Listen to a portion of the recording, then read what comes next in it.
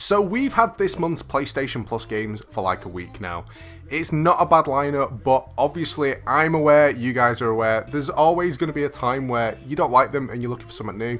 So it's that time of the week where we're going to check out the PlayStation Store and see what awesome deals there are for you guys. Now, as usual, if you do want to make these games even cheaper, make sure you check out the sponsor Instant Gaming. There's a link down below that will give you a bit more of a discount, but everything on their site, like PSN credit and stuff, is usually like 20 to 30% off anyway, so it just makes the games so much cheaper, and it is definitely worth checking out. Now, the channel has been picking up. Obviously, it's been a bit of a stressful month. Things are getting back to normal to the point where I can start making the content regularly again, and it's going pretty well so far. Now, one quick thing as well before I do get into the deals, make sure you guys are following me over on Instagram. I'm kind of becoming more active for whatever I'm up to in life at the moment. Obviously, being out, being social and not just trapped in the house, it's kind of the perfect time to be just sharing my life, I suppose. So make sure you follow over there. You'll see a little link pop up. But let's get into it.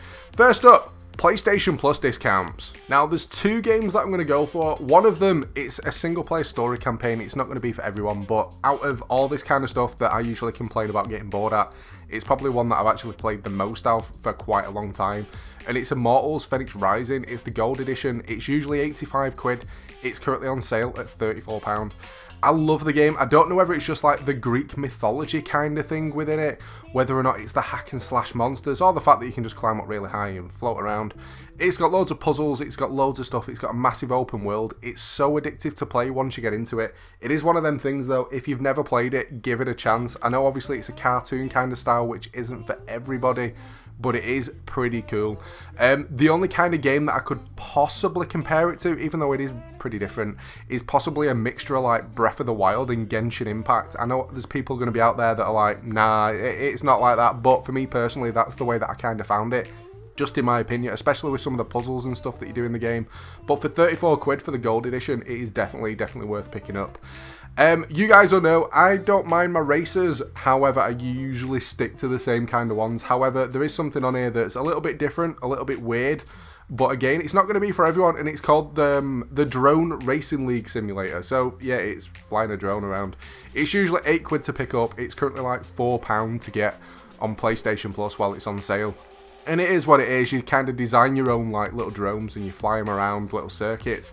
It's pretty random, I suppose, but if you're looking for something new that's not majorly expensive, for 4 quid, I would definitely recommend it. I've played it a little bit, and for the bit that I did play, I did pretty enjoy it.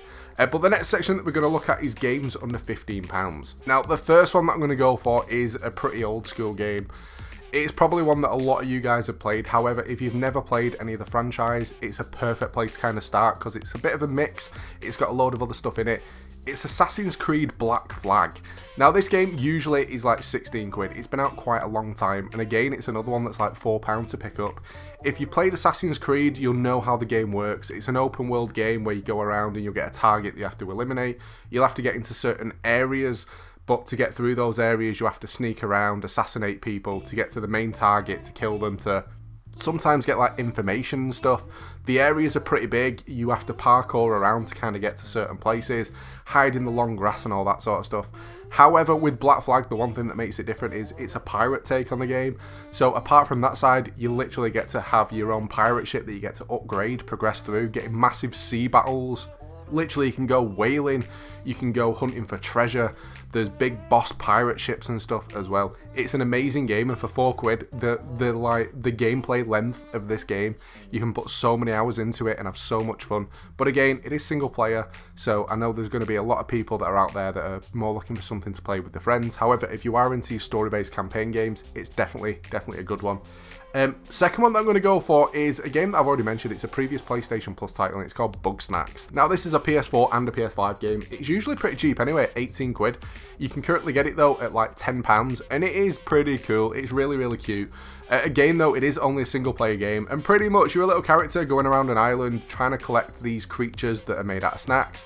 So there's like little strawberries running around, there's like a spider that's literally like, it's a set of fries with like a sauce pot on its head, and each creature's got its own unique way to kind of catch. So some of them, like, you'll have to put like a little trap down, wait for it to get in the area, then set it off to grab it. Some of them you'll have to blast with like ketchup to knock them out and stun them and then catch them that way. And there's so much cool, quirky stuff in this game. It's just so cute. It's one of them games that everyone that plays it adores it. Granted, it's not that major sit on the edge of your seat game, but it is something that you can put a lot of time into, have so much fun playing it, and never ever have any regrets. But the final section that we're going to check out is the Critics' Choice. It's like up to 60% off. Granted, there's going to be a lot of stuff in here that we've probably mentioned that many times that I might not talk about it, just because every time I get onto these kind of videos, I always tend to find I'm talking about the same games. However, one game that I do kind of need to mention, it's not a game that I've personally been playing a lot myself. I'm kind of trying to move away from it just because I don't like the way the game's changed over the past couple of years. Call of Duty Vanguard. I know a lot of people out there love Call of Duty. The zombies on Vanguard is alright, but not the best. But you can get the cross-gen bundle that's usually 70 quid for £48 at the moment. So if you've kind of been holding off picking up COD, now's kind of the good time to get it. It's 30% off. Or if you want the Ultimate Edition, it's £79.99 from £100. So again, not a bad discount for a game that, if you're a COD fan but kind of been holding off, you might as well pick it up while it's cheap. Second one that I'm going to go for is, it's a pretty random game, but it's really fun to play with your friends, and it's Riders Republic. There's two different versions that you can get. You can get the standard, which is usually 60 quid, and it's currently £30. Or you can get the gold edition that's £42.50. They're both 50% off. And you can also get the year one pass for 25 quid as well if you like the game. But if you ever played the game Steep, which is another previous PlayStation Plus title, where it's like a massive open world game that's just based around sports, racing around with other people, pulling off tricks and having tons of fun. It's the exact style of game, apart from, rather than being fully based on like snowboarding and skiing, you can do biking and all that sort of stuff. It's pretty cool. It's fun just to mess around on and do tricks playing around with your friends. Obviously progressing through it's going to be a little bit weird. There's some random stuff that you can get, like I think there's like an ice screen bike that you can unlock if you link it over to your Amazon Prime, which again, if you don't have it, there's a link down below that you can get a free trial. You can get yourself some free skins and customization stuff for it. It's a pretty cool, quirky game. Again, it's not for everyone just because it's a sports game, but I like sports games that you can fool around on, that it's not just like get dead stressful. If you can have fun, just piss around with your friends. For me personally, it's always nice, and it just takes the edge off just to chill out and play with people. But the final one that I'm going to go for is a pretty old game, and the only reason that I'm going for it is because I've been watching it over on Netflix, and it's The Witcher. Witcher 3, The Wild Hunt. It's usually like 25 quid, and you can currently pick it up for a £5. And I mean, like, the expansion pass is usually 20 quid, and that's also a £5. Same as Blood and Wine, that's a £5 as well. So again, if you've never played it, it's a pretty cool game, and if you've watched the TV series, literally it's based off it. However, you do get stuck trying to jump over walls sometimes, which can get a little bit annoying, but at the same time, it's just part of the game, I suppose.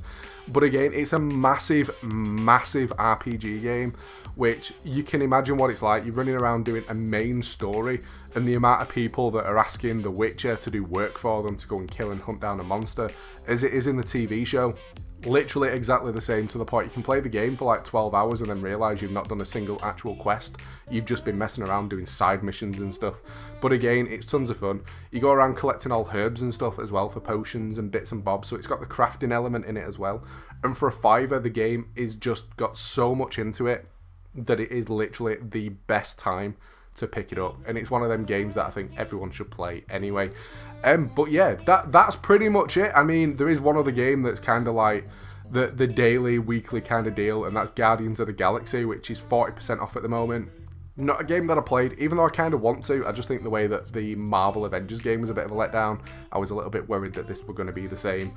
Anyone that has played it though, if you want to leave a comment and let me know thoughts on that one, it would be very much appreciated. But that's pretty much it for this one. I hope you've enjoyed the video. If you have, a like would be awesome. Again, if you want to make the games cheaper, make sure you get your PSN credit from Instant Gaming. It's so cheap on there that it just makes the deals even more worthwhile. But that's it. Thanks for watching, guys, and I will catch you next time.